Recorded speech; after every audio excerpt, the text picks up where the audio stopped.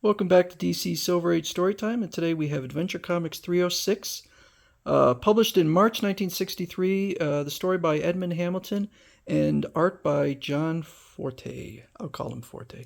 And it's the Legion of Substitute Heroes. There go the superheroes on another mission, another great mission, but they don't need our help. I guess we're just super failures. Oh, Polar Boy, don't be so sad.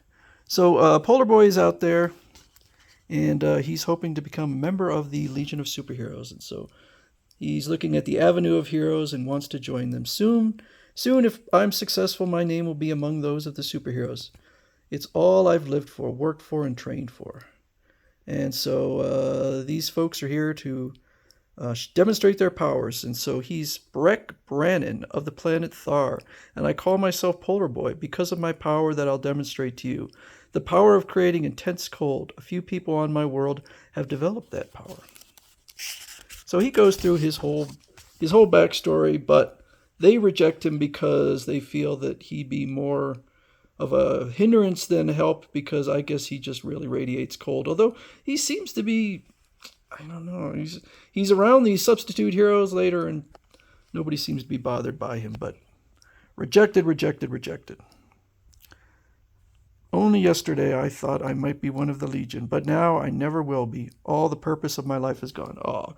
So this is Night Girl, and she offers him a second chance, not in the Legion of Superheroes, but actually sorry, that hasn't happened yet. She's just describing her powers. So she has powers that are only rivaled by Superboy and Mon-El, but unfortunately, her planet is always bathed in darkness, and that's the only time she has superpowers, which actually seems like not a bad power. I mean, it's not even just nighttime. Anytime she's like indoors or out of sunlight, she's pretty powerful. And I know that there's other members that are quite limited too, but this is the what will be the Legion of what is it? The Legion of Substitute Heroes. Okay, so they go through each one of their powers. This is Stone Boy. He can turn himself to stone. He gets rejected because his power is so limited. This is Fire Lad. Seems like he is kind of an overlap with Sun Boy, but they're worried that his powers will create like a fire. There's Chlorophyll Kid, and he can make plants grow. And so that's their whole backstory. And they decide they're going to create their own legion, and they build their clubhouse. The bigger tunnel is for the small spaceship we'll build, but my superpower isn't much help on these jobs. So anyway, here they have their little roughly built clubhouse, and they're practicing their powers. They decide they want to go out and do some rescues on their own, and the first thing they see is giant creatures at the Ocean Research Laboratory have broken loose. Get your flying belts. This is our first mission. But when they arrive there, Bouncing Boy and Saturn Girl, Colossal Boy, and Cosmic Boy are already there taking care of the problem. We might have known the real superheroes were here before us, and were not needed. Even if we had been needed, I have no super strength in sunlight. Sorry, Night Girl.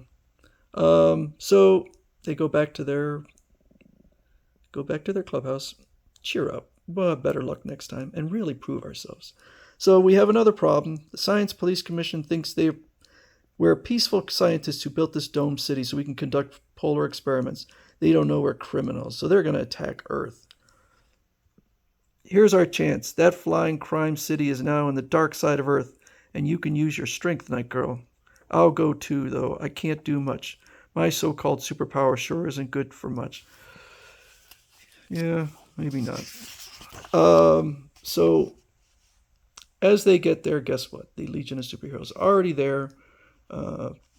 Sun Boy tricks them into thinking there's a star coming, so they slow down, and then Cosmic Boy and Colossal Boy take care of the problem. So, don't feel too disappointed. Our chance will surely come soon. So, robot ships start blasting Earth, and the Legion of Superheroes goes off. Polar Boy says, but Brainiac 5, my comrades and I would like to help. No, the struggle with these robot ships will be too dangerous. We can't risk the lives of untrained volunteers. So they're just kind of glum back there on Earth at their clubhouse when all of a sudden these little spores come down. These seeds are queer looking. Wonder what they are. I'll use my growth power on them. And it becomes a little creature, and then it becomes a large creature. I don't like it. Turn off your power. Get back. The thing is hostile and is attacking me. So I guess the sun has fallen, and Night Girl uses her super strength to just smash the plant creature into the ground.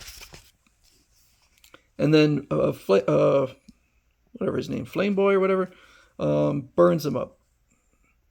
I use the monitors to track the origin of the seeds. They're being shot toward Earth from a distant planet deliberately.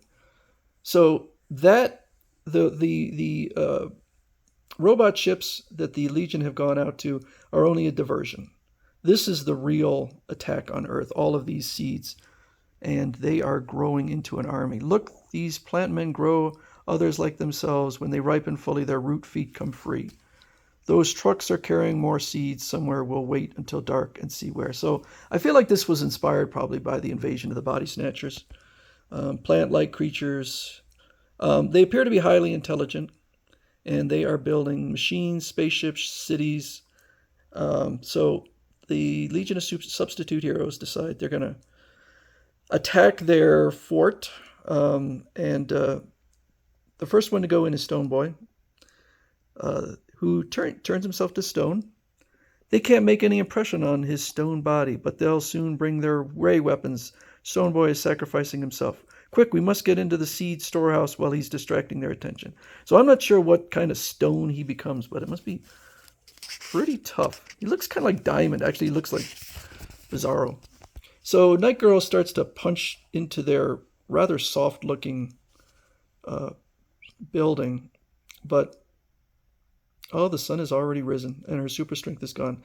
So Flame Boy, Fire Lad, and Polar Boy start using their combination of heat and cold to crack through, and then Chlorophyll Boy is causing them to grow and just kind of shatter the building. It's creating a tremendous population explosion that's burst open the building. Let's fly away before we're caught in it. And so all of the different creatures are attacking Stone Boy. They brought out ray weapons, and so Stone Boy is like, okay, I better flee. So the sudden population explosion has wrecked their city and weapons just as they planned to wreck Earth. After this lesson, they won't bother Earth again. I guess. I don't know. So, do you still think we should disband? No, we've proven ourselves. Listen, there's a Science Police announcement being broadcast, and the Legion of Superheroes has destroyed the robot ships that threatened Earth. No one but us knows about the real threat, and we'll keep it secret to avoid taking away glory from the superheroes' feats. Great feats.